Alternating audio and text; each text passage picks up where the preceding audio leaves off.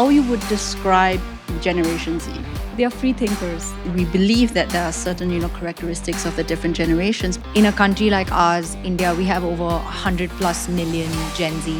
I believe it was 47% Gen Z in the workforce. 50% or 60% of the ideas actually come from the Gen Zs. In understanding a Gen Z is an open mind, but showing the bigger picture, the vision. It's becoming so dynamic. Our top employers are focusing on recentering the human. What is happening? Is this like a normal corporate experience? Beautifully, sports is in our DNA. First job, 6 months in, who gives a person a week and a half of time off to play? We're already seeing Gen Zs running their own companies, running their own teams. What is relevant today might not be relevant tomorrow.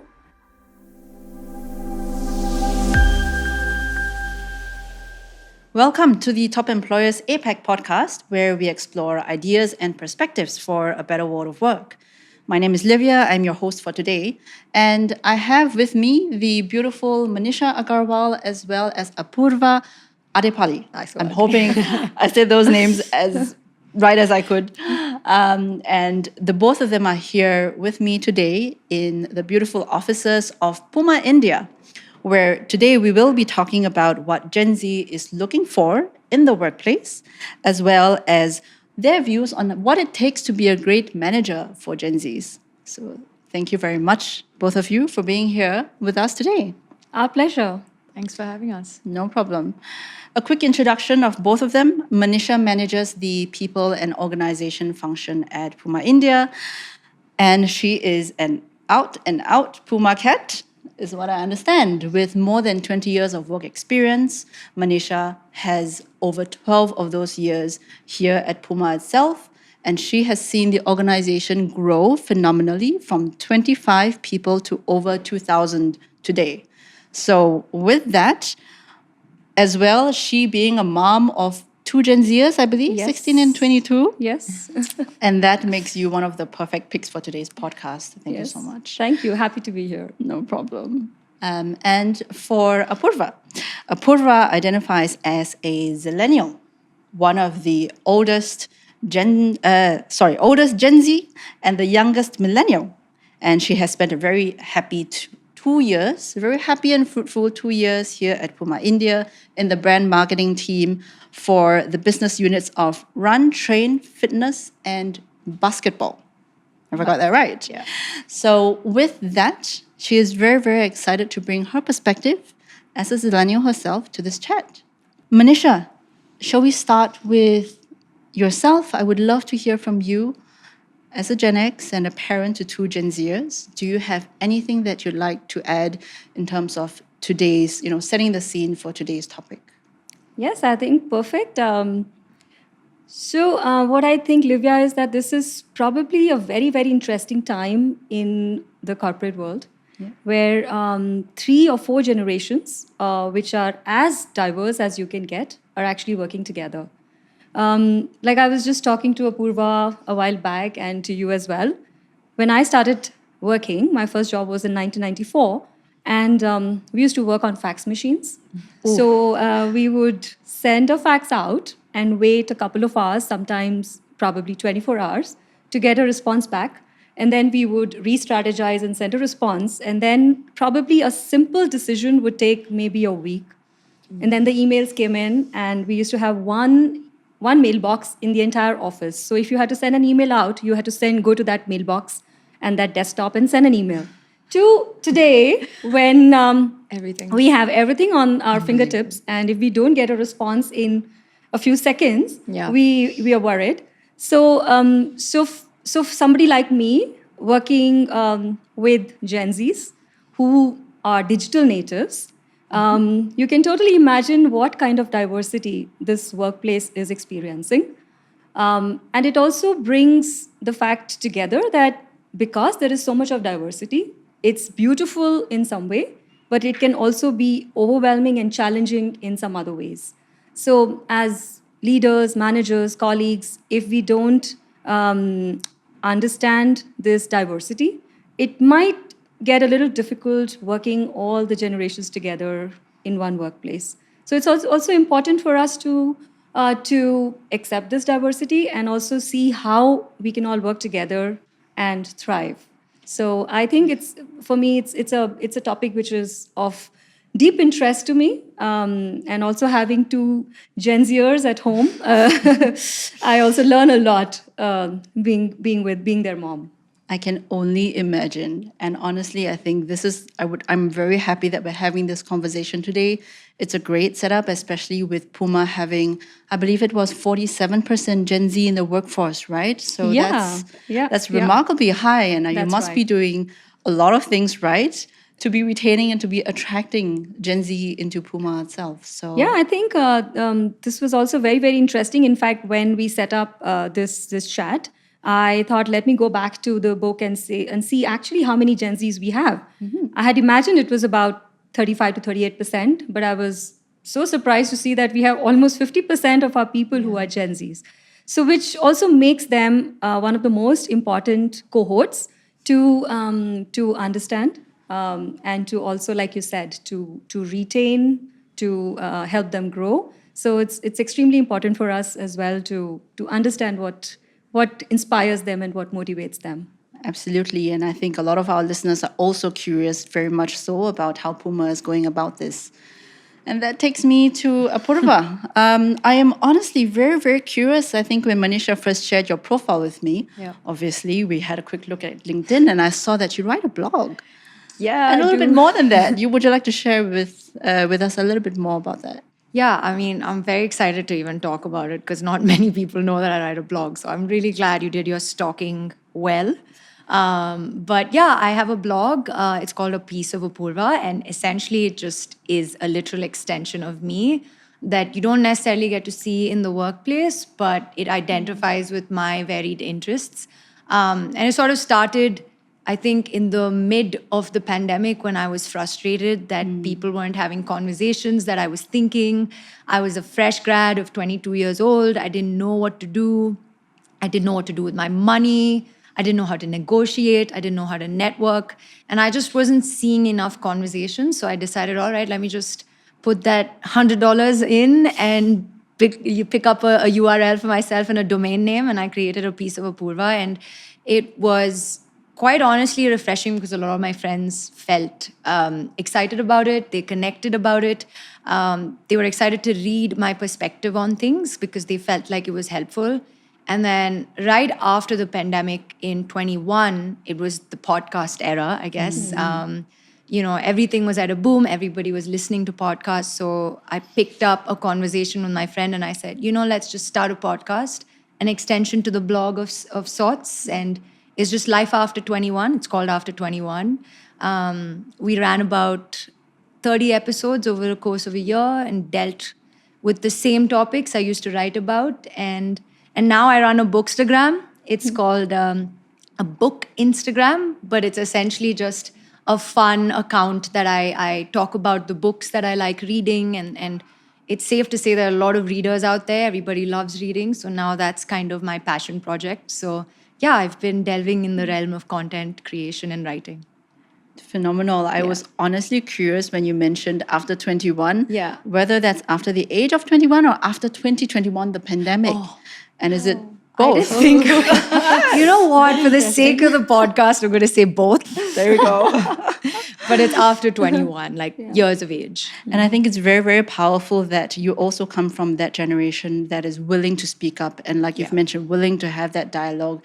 And I think it's really powerful that you've done that, you and among your friends, to really have that open conversation and talk about the common challenges that everyone has. It's not necessarily quarter life crisis, but it's common challenges. Yeah.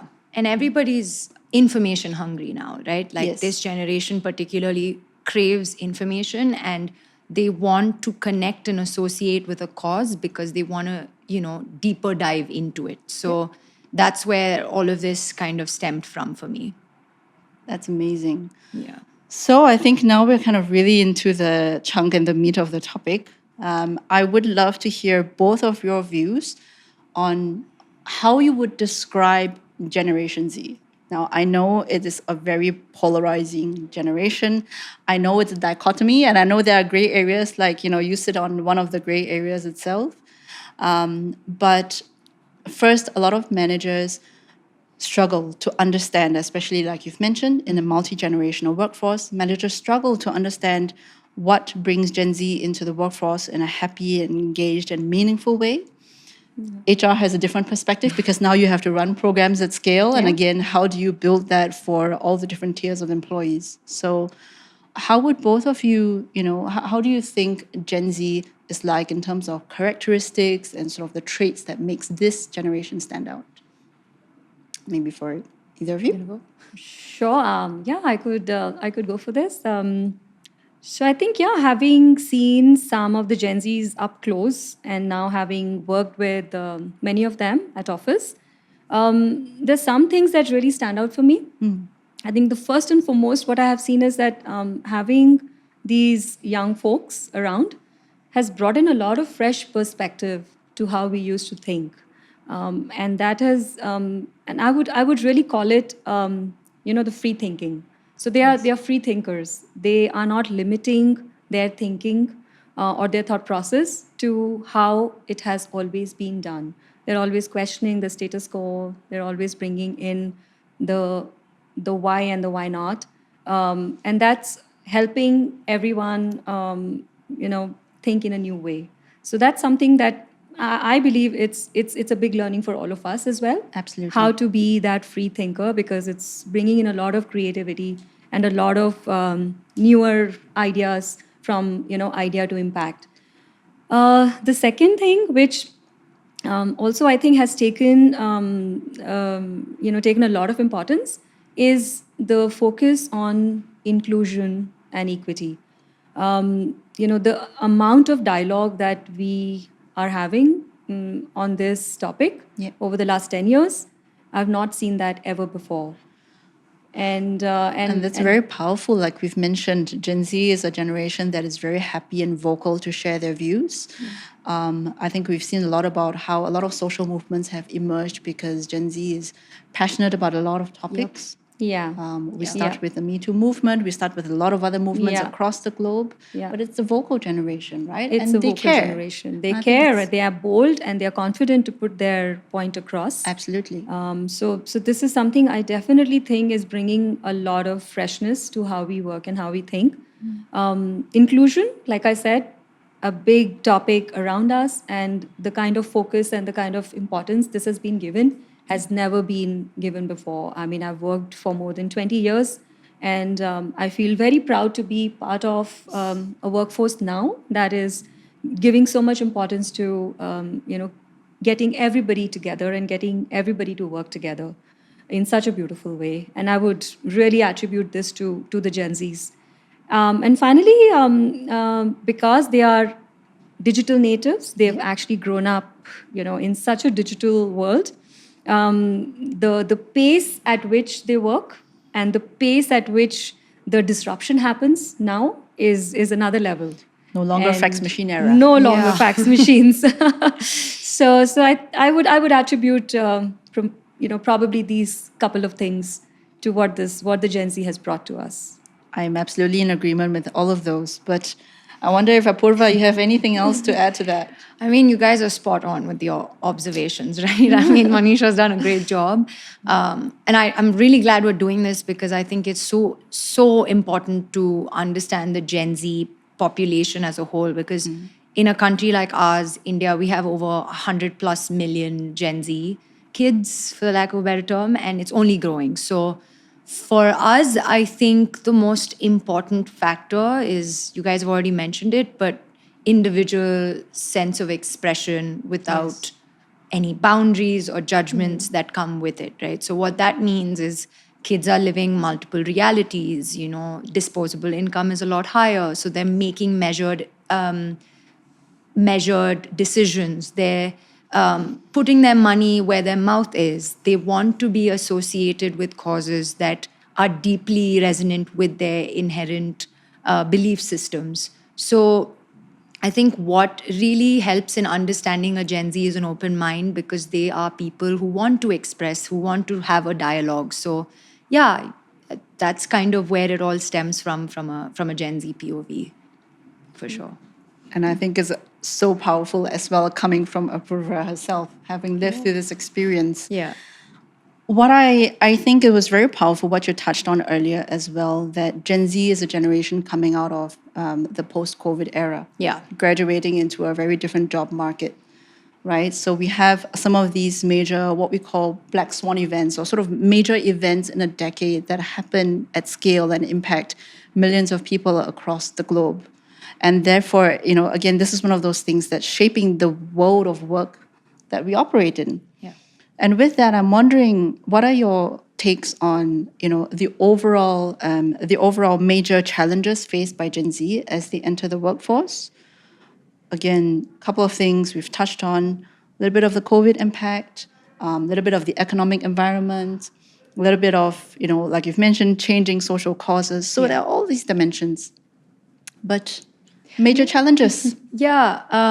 See, I think two. It's broadly, for me personally, two big buckets. One is the term rigidity, right? So I can't control what certain careers offer to certain people, but I certainly can sort of pick and choose what my job might be. And I think Puma is great because there is no, environment of rigidity. And what I mean by that is imposing a 9 to 5 job is, I think, any Gen Z's biggest nightmare, because we come in with an expectation to work, of course, but you want to come in when you want to come in, but you want to make sure that the work is done. So rigid terms of leadership, no healthy environment to communicate with a leader, strict deadlines, no work-life balance. I think that is a big topic for most Gen Z population, because I strongly believe that the population as a whole in the Gen Z category, they have interest in a life outside of their professional environment. So what that means is building relationships, deeper relationships with their family, with their partners, building hobbies that define them more than just what a professional gig might mean for them, right? So all of those are important factors. And when a workplace environment is restricting of sorts, it limits their creativity, it limits their thought process. So that, I think, is a big challenge. And secondly, I've mentioned it before, is the cause and passion. I, for one, was an athlete. I love working in the sporting industry. I couldn't have thought of a better company to work for in India, because it's just a great place to be. Puma has offered me everything that I wanted, and the flexibility to do what I want, but also just the culture per se. We work with athletes, for the power of sport. So for me, it's a big check mark for the cause that I live for. So yeah, I think those two are important. Manisha, you sure she's an employee, like not a paid influencer? No, but I love how you speak about it. And I love how this is one of those magic matches that you have the employer that is set up to support exactly what you need. No, hearing her, I think I'm just feeling really glad about what we've created together. I think just to add to probably some of the challenges that Gen Zs might be facing at workplace, like this is something I have heard. Routine is boring. So somewhere the organization needs to keep making efforts to keep them engaged, interested. Yep. So it has to be newer opportunities, more opportunities, something new, something like Apoorva mentioned, something related to causes that they believe in. So the organizations have to be a step forward to understand how to keep them engaged and motivated. That I think it's a big challenge, because routine is not going to work for them. And I think it trickles down through the entire organization, how it operates, how hiring managers operate. Yeah. But that is, well, I think in summary, what I'm hearing is finding meaning and purpose in work, open and transparent conversations, like you've mentioned, with leadership, flexibility, and just, keeping them challenged, right, every single day. Just so making sure that every single day there's something new to keep you on your toes, you're learning, it's fresh. Yeah. I'll actually give you one funny anecdote here, because Anisha just mentioned flexibility of sort, right? So I remember the first year at Puma, I was selected to play the national games for my state of Telangana at that time. And I called my dad up and I'm like, Dad, do you think I can actually, leave work for a week in the thick of things? Like, what do you think? Should I ask the team, the leaders, etc. And he was just go have a talk with Manisha and see how that goes. So I like nervously walk into her cabin because I was really nervous, right? Like, I mean, first job, 6 months in, who gives a person a week and a half of time off to play? And then I walk into her cabin and she said, "Sit down, child. Like, let me just tell you that you can do, if you choose to play and pursue your sport, amazing. And if you're scared to lose your job, don't worry. Your job's not going to go anywhere. You can go ahead, play your sport, come back to Puma. Puma's going to be with you and we're going to support you through your journey." And I was like, for a second, I was just like, what is happening? Is this like a normal corporate experience? It's a dream come true. Yeah, I know. Because very rarely do you be, or are you in a setting where an employer is very flexible to encourage or recognize even that a person may have goals and aspirations that go beyond their desk job for that matter. So for her to recognize it and tell me just that day, it's been so good because I've played 2 national games now. I've represented 2 states, and it is very fulfilling to work in the industry, but also contribute back as an individual only because of the support the organization provides. So I think it's very clear to a place like Puma that we are not hiring employees, we are hiring individuals, and every individual comes with their own story and with their own aspiration. And we would like to make sure that we take their growth in entirety and not just the career that they've chosen with us, because they themselves as the person are what they bring to the organization. And it's not just the work, it's not just the work challenge that has been put to them. So it's very clear, I think, in the entire leadership team that it's not just employees we are nurturing, but individuals. And that's just a part of that. And I think I would also like to share an anecdote on your on this question on on how fresh thinking, like fresh challenges, are keeping the employees motivated. So realizing this, we have launched a program which is called Catalyst. So this program, what it asks is that there is a problem. This is the problem statement for the organization, and we release a new problem statement every quarter, and we announce this during a town hall, and we say, okay, each one of you, this is a problem statement. If you have an idea which can help us solve this, please pitch it to us, and we just like a Shark Tank. You will come, you will pitch your idea. If we believe that there is merit in it, you get the mentor, you get the sponsorship, and you get the reward. Oh, phenomenal. And it's very, very, very, very interesting to know that I would say 50% or 60% of the ideas actually come from the Gen Zs. And those ideas are really out of the box. And we ourselves, the leadership team, when they look at those ideas, they themselves think that, wow, why did we never ever think about this? So I think this is how probably the Gen Zs are also contributing and also feeling engaged and challenged at a workplace. And I think that's one of the beautiful things, like you've mentioned, about having, almost 50% Gen Z workforce, right? I think the amount of ideas and talent and creativity we can have in that workforce is something far and above beyond what even maybe the most forward-thinking leaders you can imagine. Right. Because the ideas will come from your workforce. Yeah. And even at Top Employers Institute, every year, of course, we release our World of Work trends. But this year in 2024, there were a series of trends that we focused on, but we looked at one single theme, pulling everything together, be it AI, be it personalizing well-being, and all the rest of that. And then we looked at, okay, what is in the heart of it?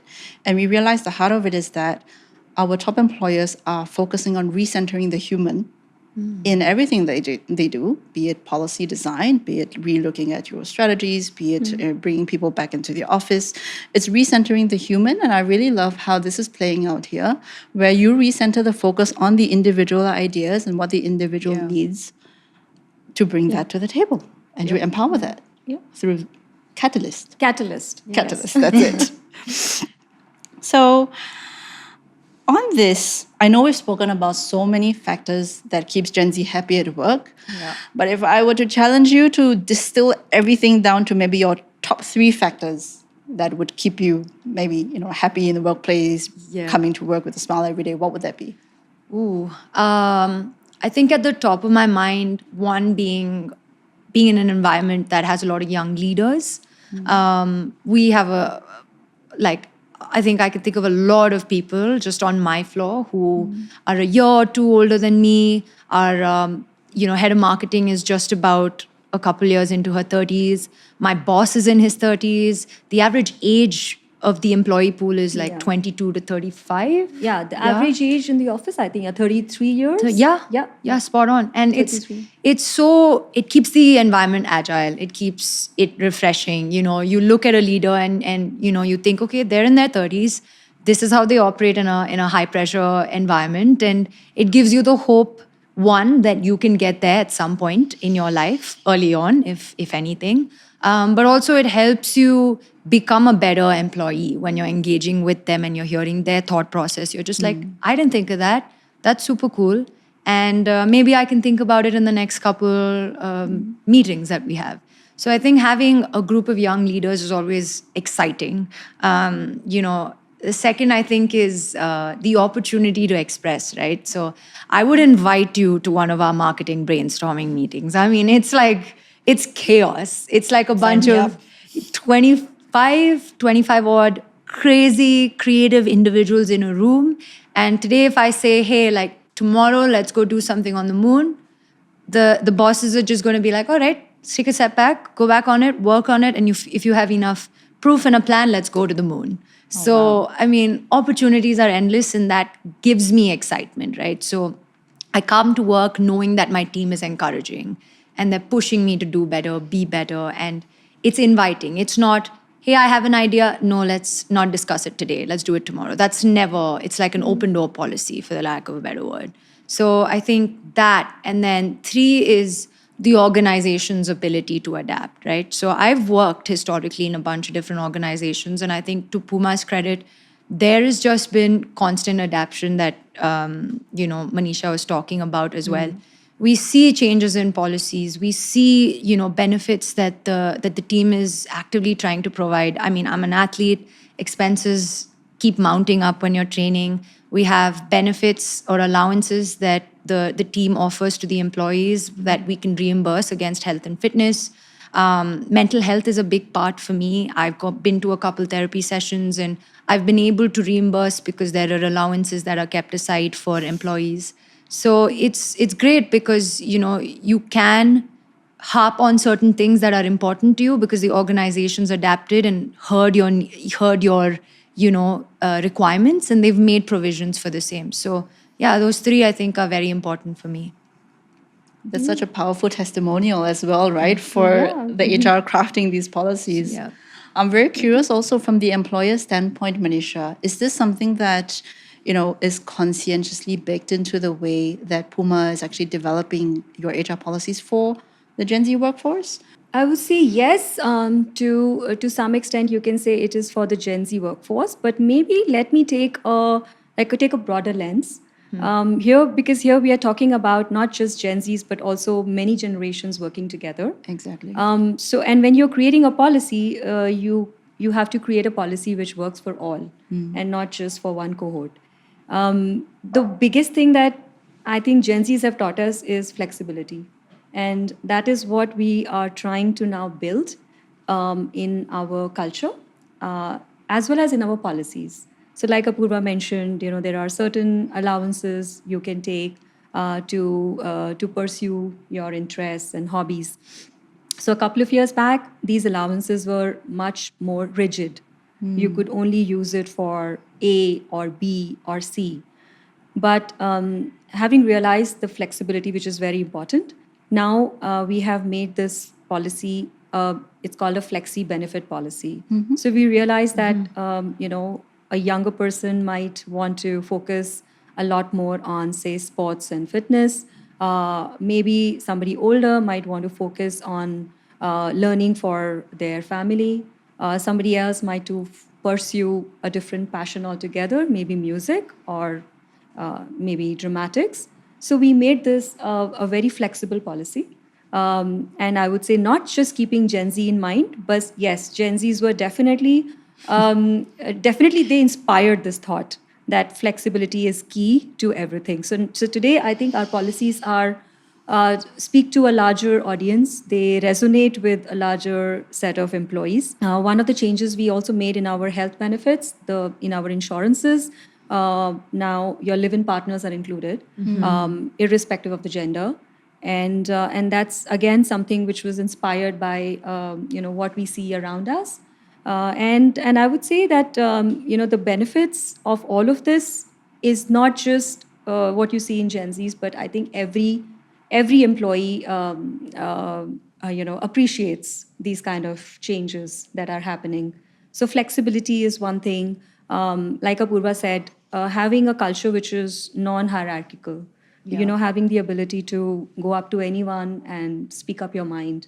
So that's again something which we try to build, not just as a design but also organically.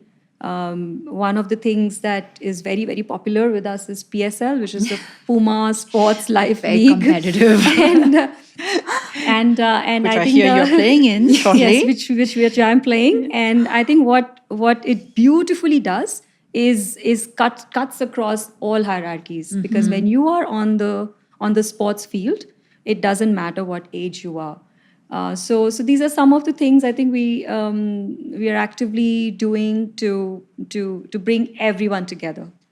And I think very rightly mentioned, it's also because I think although maybe we believe that there are certain characteristics of the different generations, but like you've mentioned, flexibility benefits everyone. Yes. Yeah. And I think this is one of the power of having maybe a vocal pool of employees willing to speak up, because once you start, and it also builds that comfort level and the psychological safety also for everyone else to speak up. Yes. And you almost Yeah. wouldn't know I would imagine in an era when your policies don't have that flexibility integrated into that. Yeah. How would you know whether it would benefit everyone until it's Yeah. been tried, Yeah. it's been tested, and until you actually see usage. Yeah. Yeah. But I love how, like you've mentioned, this is something that actually ties across all of the employee pool from end to end. I would love to pivot to another pressing question. And if you think about this sort of as like a second segment, another pressing question that we always get, I think both, not just, all three of us, but a lot of our top employers are also asking, how do Gen Zs want to be managed? So I think this question will be for you. Yes, I think so. Oh no.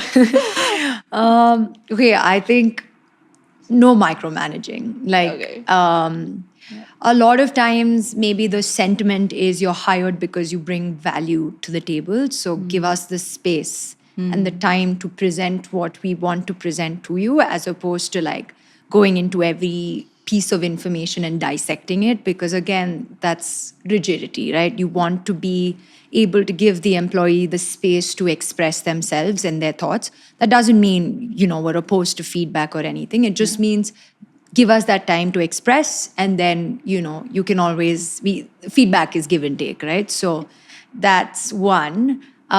Two, and it's very a personal favorite of mine, is mentorship, right? So the bosses, my boss particularly, we treat him as a friend. He treats us as peers. There is no hierarchical structure per se. We have like every morning we have a meeting called Kappa from like 11:30 to 12 or like 11 to 11:30. Kappa, like cup of tea? Yeah, cup of coffee, right? Whatever, bring a cup of something, and the three of us just huddle in a room. And it's a small team of three, but all of us have so much information to share with each other. So we've recently started this thing where we come to the room with 3 or 4 global trends and news articles that have popped up. We're discussing about trends. We're discussing about what's happened at work, gossip. We're discussing about personal life things, and all of it sort of eliminates the barrier of, hey, he's my boss, but rather brings your boss and you closer, because you're discussing multiple elements that make you you. and also like brings us close as a team, because at the end of the day, a high performing team is only high performing if everybody understands each other and is in sync with each other, right? So that's one way to do it. And my boss, he's so great in terms of taking those conversations and having siloed conversations with you, mentoring you, understanding your needs and wants. So that's something we've developed internally. And then I don't remember the last one. That's all right. Yeah, but No, I think it's interesting that you say you bring the topic of mentorship. yeah. Because it's something I deeply feel as well, that while we say, yes, Gen Zs come with their, the fresh thoughts, the free thinking, the bold spirit, the ability to, bring their ideas to work. But what they're also seeking is mentorship. Yeah. So they are not saying that, okay, give us our space and just we'll do whatever. So I've seen that it's yes, they want their space and the freedom and the empowerment, but what they're seeking more and more from the leadership or from the Guidance. senior leaders or from the experienced leaders Yeah. is mentorship, not supervision, but mentorship.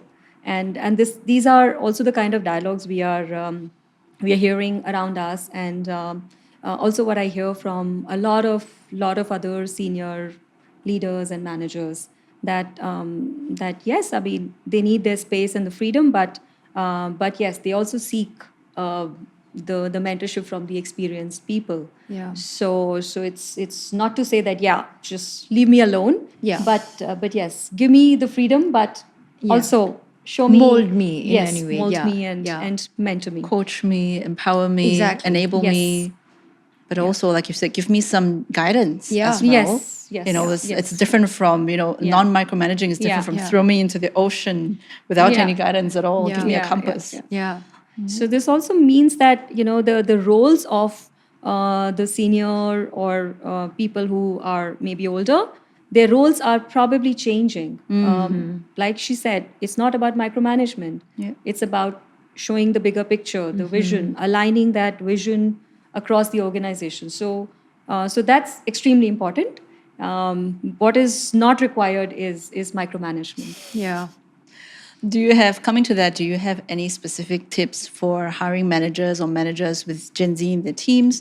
Or not even just Gen Z, like you've mentioned, having a good diverse mix within your team already, that poses some interesting Yeah. dynamics to manage a team. So Yeah. do you have any sort of direct tips in terms of Yeah, how you bring everyone together and create yeah. that conversation? I think, like I mentioned, firstly, it probably starts at the brand or the organization level itself. Once you accept that there is this diversity, you have to first, as an organization, think what is it that's going to tie everyone together in terms of the vision. For us, beautifully, sports is in our DNA, and I think the sports vision ties all of us beautifully. And when I say sport, it's not just competitive sport. Rather, Puma as a brand believes in sports for all, Yeah. inclusive sport, and I think that is a vision that's beautifully tying everyone together. So it's not just sport for a professional player. It's sport for an amateur. It's sport for a woman, sport for a man, sport for any gender, sport for a para athlete. And that's what I think as a vision of the brand, which is coming beautifully together and is tying everyone to the common cause. So that's where it really starts, whether you're setting your vision which talks to everyone, which is talking to the cause-led Gen Zs, Yeah. and which is also talking to the business-led, probably the previous generations, and how is it coming together. At a more, I would say, operational and tactical levels, we already spoke about policies that should be more flexible, that should take care of a lot of aspirations and needs together. And thirdly, I would say also creating platforms where people can actively engage and come together with no generation as a bar. And like, again, I think I can go on and on about sport, but again, sport is something that ties all of us together. Last month we were playing track and field, and there were 20-year-olds and 50-year-olds running together on the track.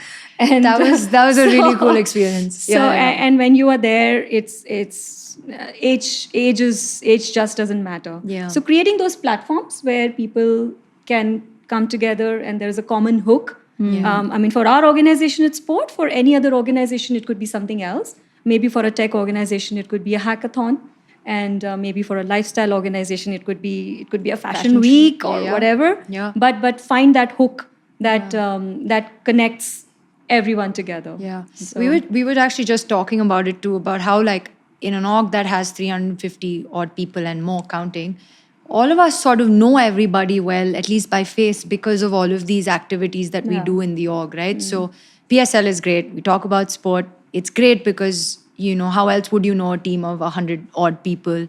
You're participating with people from the merch team, from ops, from finance, and we're all usually on a day-to-day basis segregated by our floor levels. So very limited opportunity or scope to interact. So when you have these events, it's just amazing because everybody knows everybody now, and we sort of start becoming a team, like we over me. So yeah. We over me. I really like that. Yeah. And I love it because you talk about that, you know, that purpose that connects, you know, all of your employees to the brand, to the purpose, to the value. And I love how, you know, you've obviously found the right formula in Puma, whereas sport that connects everybody, like you've mentioned, in a different organization, maybe it's a different common language, but you always have to find that common thread that keeps everyone engaged and happy consistently. Yeah. So I think regardless of all of this, and, you know, we talk about, you know, that purpose and meaning and connection over time, but Apoorva, I would love to hear your views on what you think career growth looks like for your peers.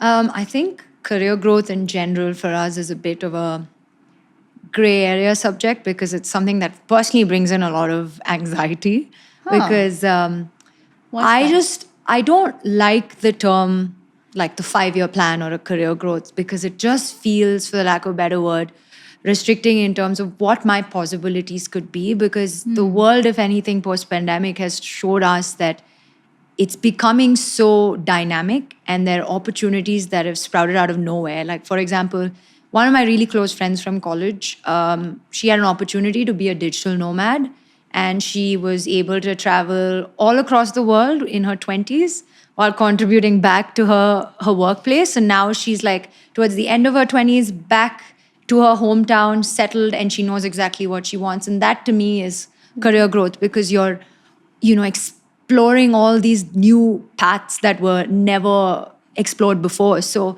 for me, career growth is a very dynamic term per se. And if I have to boil it down to just our org, I think it means mentoring, it means talking to your employee, it means understanding their growth vision per se, it means opening up opportunities to meet leaders from different walks of life, leaders maybe from HQ, mobility is important, right? So travel is big. So if you can expose your employees to like global workshops, local workshops, you know, any sort of program to invest in the future, all of these are exciting propositions for an employee in terms of career growth. But I also think the flexi work environment is taken up by a storm, right? So just like my friend who's become a digital nomad, I would maybe deem career growth as beating the quintessential path of you need to do this and this to achieve or become a CXO. Yes. But actually doing that offbeat track of traveling, or not just traveling, I mean, exploring what your interest might be, just like I've been able to so far. Yeah. And then at some point, say all of these soft skills and habits that I've developed is actually made me a more agile, high EQ, highly aware of a leader that maybe a quintessential path may not have developed. So this is very interesting because what I'm hearing from you is that the concept of career growth isn't as relevant anymore because 100%. if we think career growth, we're probably thinking a career ladder. Yeah. Right? There's a trajectory, you know, or maybe lead a team, maybe, you know, take a bigger region or something like that in a very sort of linear fashion. But what you're talking about is not even a career necessarily, not just in an organization, Yeah. but even if, let's say, you took on a flexi working model, and if that was a model that allowed you personal learning and allowed you to grow intellectually and in your self-understanding and your engagement with the world around you, that's still growth. Yeah, we don't credit all of these pluses enough, because the pluses is what makes you unique, right? So I could present a project and still be good as someone else who has better qualifications, but what's that extra spice? And that extra spice is just from all of these explorations that you do and bring it back eventually. And for that, you need one, flexibility from the org, and two, also like that innate ability to want to explore. So, that's kind of what I would define career growth for me. I think I have an interesting word for this. Yeah. Yes, please. Like instead of looking for that CXO role, you're actually becoming CXO of your own life. Yeah. I'm Very going to take interesting. that as a quote. Yeah. But speaking of CXO of your own life, we're in a very interesting time where, in fact, the youngest Gen Z is now turning 27. And of course, because I think with a higher risk appetite, a higher entrepreneurial appetite, we're already seeing Gen Zs running their own companies, running their own teams, being the CXO of their own life, but also actually being the CXO at work, quite, realistically. Yeah. So I'm curious, Manisha, in your view, as Gen Z and all of their aspirations and all of their unique traits, as they age and as they influence our workforce, what's going to change and how do we need to adapt to that?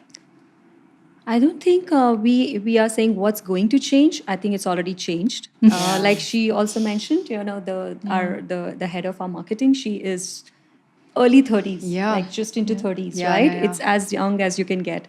So we actually have a lot of young leaders already.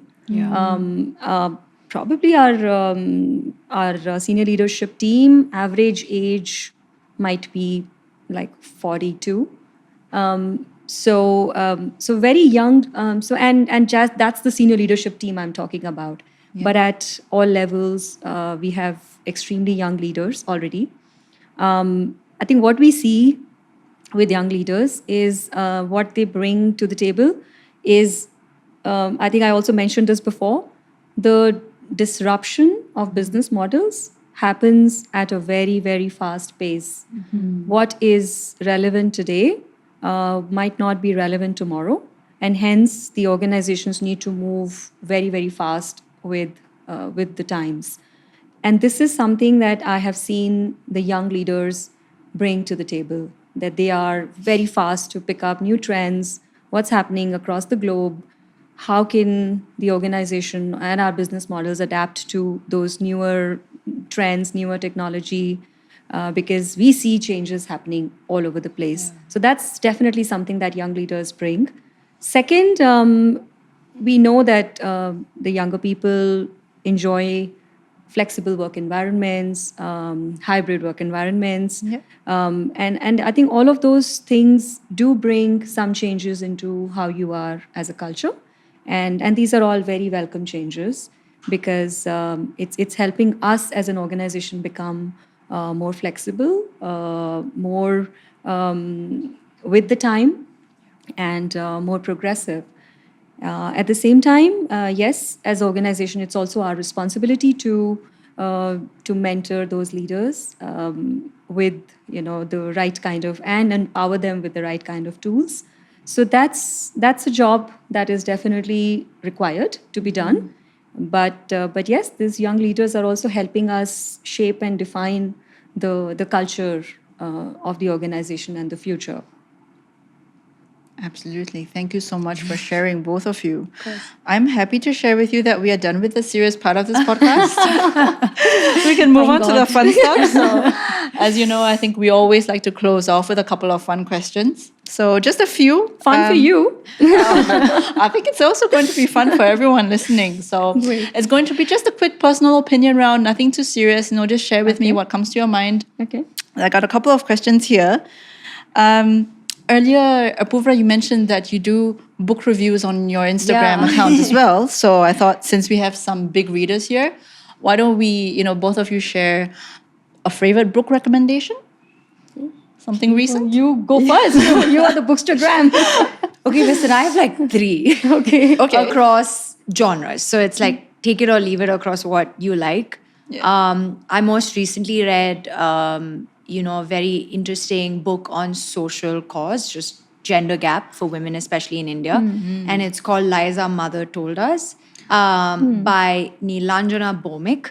And it's a very, very good book. And I would urge male, female, everybody to just read it because it's just such a strongly worded message that needs to be shared. And then second is fiction.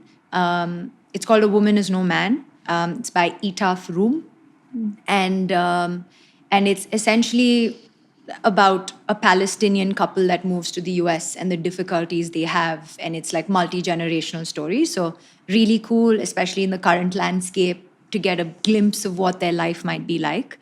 And then a third is pretty much like my all-time favorite biography that I would recommend everybody to read.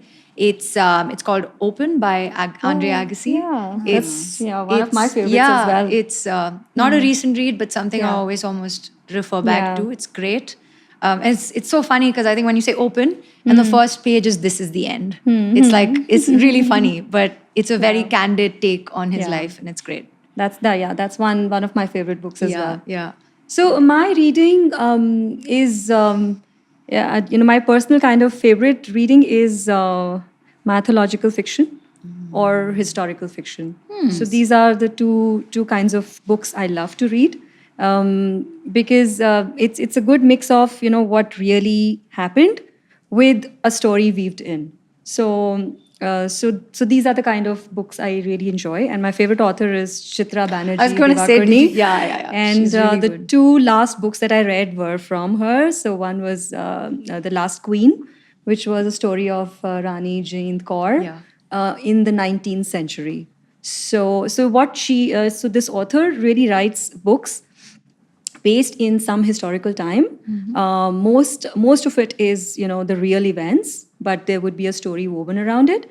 And she usually picks strong female characters for these stories. So one of the books is The Last Queen, which I loved. And the second book is called Independence, which was set in 1940s when India was just getting independence. And it's a story of 3 women who were in Bengal. And Bengal had so this is the east part of India where there was a partition because of the independence. So some of it became East Bengal and some was India. So it's a story set in that era.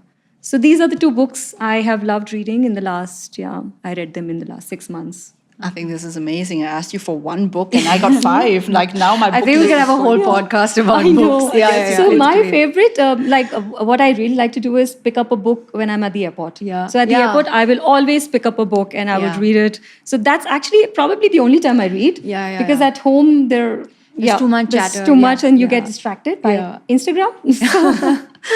But definitely reading while traveling. She clearly uses Instagram differently than all of us. The next question I have is, I like this one. Imagine you could live a day in the life of somebody, anybody in the world, past, present, future. You pick. Who would it be and why? Maybe, Manisha, you want to go first? So you know about the fastest runner in the world, Usain Bolt? Yeah. I think I would love to live a day in his life and see how running on those feet feels like. How is it like to train? Yes, sorry? How is it like to train? Yeah, how is it like to train and how can you run that fast? Yeah. So I would How love does to it do that. feel to hold an Olympic gold Yeah. many times? It's a very specific day. I think personally for me, Manisha inspired me, I think, in the athlete realm. Virat Kohli. He's, a Puma ambassador, biggest sporting icon in the world. We've seen him a bunch of times in the Puma HQ. We've seen him at shoots. He's been in this room. He's been in this room. Yeah, I mean, it's kind of crazy to see a high-performing athlete and how he operates. I would love to be a part of his life, or just be him for that matter, to understand how on earth does a man shoot from maybe 8 to 5 p.m. and then goes out for practice at 6 p.m. sharp for 3 hours and then come back, spend time with his family, go back to sleep and back at it again. while having and thriving at everything. So that is very fascinating for me. I think a female person I would want to maybe be or emulate is Indira Gandhi. Politics is very interesting. She's a big person in my house. Like, my dad loves her.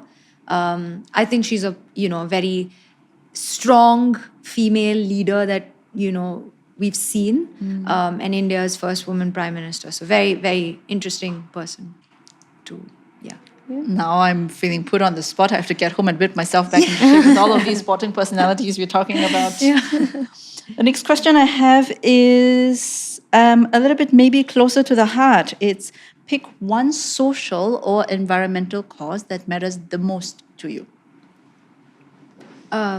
Education. I just think it's a basic right, and I don't think anybody should be deprived of it, irrespective of where you are from. In India especially, I think men, women, boy, girl, everybody should, until a certain point, like 10th or 12th grade, and then you can make the decision after, but I think it's basis for everything. And Manisha? Yeah, I think for me, it's lately been the inequalities because of gender, race, religion, how you look. So those are the things that are very, very close to me these days, and these are the topics that I often keep picking up in all kinds of social settings as well, Including today's conversation. Yes. Yeah, absolutely. All right, true or false? AI is the future of work. True or false? I think AI is great in helping us being more efficient. So I'm taking the middle ground there, because I don't believe it can replace me, but I think it can help me be a better employee by making my work life more efficient. All right, so She took my answer. Yeah, I think AI would help us enhance our performance. There would be newer ways to do things, and we all will adapt to that new reality. Yeah. Just like we've adapted from fax machines to Instagram. Yeah. So we all will adapt, yes. But yes, it would help us think in new ways. I would add on to that, but that's a totally different podcast episode. What is the social app that you open the most often on your phone, and WhatsApp doesn't count? Okay. I think so. Instagram. Okay, Yeah. Instagram, yeah. Okay, easy. All right. It's like a freaking Yeah. hole. You're digging a hole for yourself through that app. Fantastic. Well, now you know where to put employment branding and marketing activities. We all know. Last but not least, what is that one thing that brings both of you to the office with a smile every day? You want to go first? For me, it's seeing happy, smiling faces in the office. That brings me to office every day. I think for me, like my team, they're so welcoming. It's so fun to be a part of a team that loves you as much as you love them. So yeah. Amazing. Thank you so much, ladies.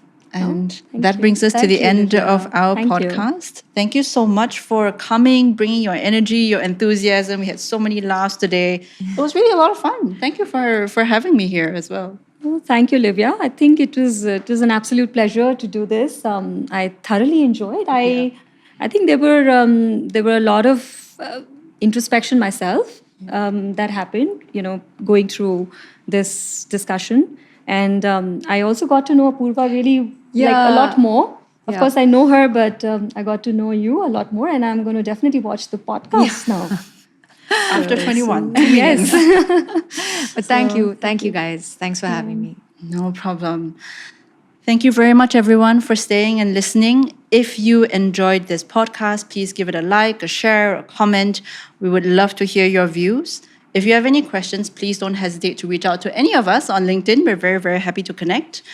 And do stay connected with us. We would love to work with you to build and continue building a better future world of work. Stay tuned for the next episode, and we will see you again.